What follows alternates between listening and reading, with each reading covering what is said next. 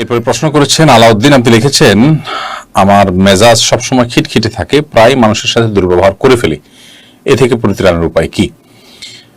খুবই গুরুত্বপূর্ণ একটি প্রশ্ন, কারণ আমাদের চতুর্দিকে এখন সবচেয়ে বেশি এই সমস্যাটার ছড়াছড়ি আমরা দেখতে পাই। প্রতিটা মানুষই প্রায় আমরা খিটখিটে স্বভাবের এবং বদমেজাজের।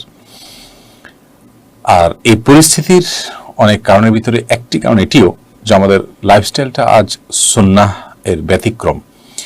আমরা এমন লাইফস্টাইল অনুসরণ করি যে লাইফস্টাইল আমাদেরকে খিটখিটকে মেজাজের এবং বৎস্বভাবের করে তুলছে। গভীর রাত পর্যন্ত জেগে থাকা, সময় মতো না ঘুমানো, সুন্নাহকে ফলো না করা, বিভিন্ন ডিভাইসে আক্রান্ত হওয়া, অতিরিক্ত দুনিয়ামুখী হয়ে যাওয়া, আখিরাতকে ভুলে বসে থাকা, এসব বিষয়গুলো কিন্তু কম বেশি দায়ী আমাদের খিটখিটে স্বভাবের বা বদমেজাজের হয়ে যাওয়ার জন্য।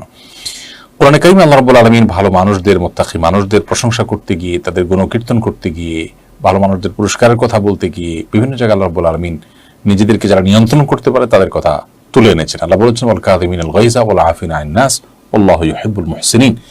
যারা ক্রোধকে সংবরণ করে সে মানুষগুলোকে আল্লাহ রাব্বুল আলামিন মুত্তাকি, পরহেজগার এবং ভালো মানুষদের কাতারে, আল্লাহর প্রিয় পাত্র এবং মুহসিনদের কাতারে শামিল করেছেন। সেজন্য একজন ইমানদার তার রাগকে, ক্রোধকে নিয়ন্ত্রণ করার চেষ্টা তার মধ্যে থাকতে হবে। প্রিয় নবী সাল্লাল্লাহু আলাইহি সাল্লাম তার এক সাহাবীকে যখন তিনি উপদেশ চেয়েছেন তখন তিনি উপদেশ করে বলেছিলেন লা তাগদাব, তুমি গোসা করো না, রাগ করো না। আবারও একই উপদেশ চাওয়ার পর নবী সাল্লাল্লাহু আলাইহি সাল্লাম তাকে আবার উপদেশ চাওয়ার পর তিনি একই উপদেশ আবারও করলেন। ঠিক এভাবে 3 বার তাকে বললেন। আর নবী সাল্লাল্লাহু আলাইহি সাল্লাম এও বলেছেন লা তাগদাব ওয়ালাকাল জান্নাহ, তুমি রাগ করো না, জান্নাত তোমার হবে। তো এই জন্য আসলে নিজেকে নিয়ন্ত্রণ করার প্রয়োজনীয়তা এটা অপরিসীম। আর এই খিটখিটের স্বভাব দূর করবার জন্য কয়েকটা সুন্নাহসম্মত আমল আমরা বলতে পারি। প্রথমত, চলাফেরা সবকিছুতে সুন্নাহ লাইফস্টাইল আমাদের অনুসরণ করা উচিত।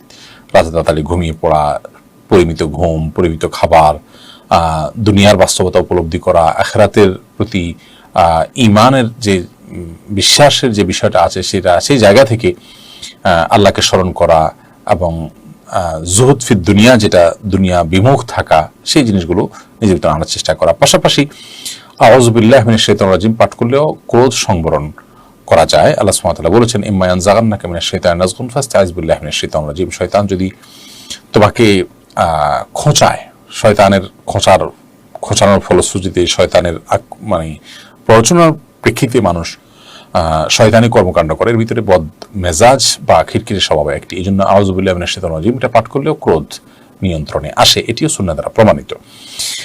আর এর পাশাপাশি অবস্থার পরিবর্তন করলেও রাগ প্রশমিত হয়।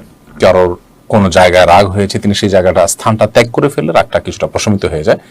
দাঁড়ান অবস্থা রাগ হলে তিনি বসে পড়লে, বসা অবস্থা রাগ হলে সে অবস্থাকে পরিবর্তন করে শুয়ে পড়তে পারলে রাগ প্রশমিত হয়। কারোর উপরে ক্রোধ হলে তৎক্ষণাৎ সে বিষয়ে কোনো কথা না বলে কিছু সময় অপেক্ষা করে একদিন পর বা কিছু সময় পর করলে সেটি অনেকটাই পরিমিত হয়। সেই সাথে ওযু করার বিষয়ে নবী সাল্লাল্লাহু আলাইহি সাল্লামের সুন্নাহ রয়েছে, আদর্শ রয়েছে রাগকে সংবরণ করবার জন্য। রাগ মানুষের শরীরকে বেশ আপনার হট করে দেয়, গরম করে দেয়। তো এই অবস্থায় যদি ওযু করে ফেলা যায় ইনশাআল্লাহ রাগ অনেকখানি সংবরণ হবে এবং নিয়ন্ত্রণে আসবে। তো এমনগুলো আমরা করতে পারি রাগকে সংবরণ করবার জন্য। এছাড়া ধৈর্যশীল মানুষদের সংস্রবে থাকাটাও অনেক বেশি গুরুত্বপূর্ণ বিষয়। আল্লাহ তাআলা রহম করুন।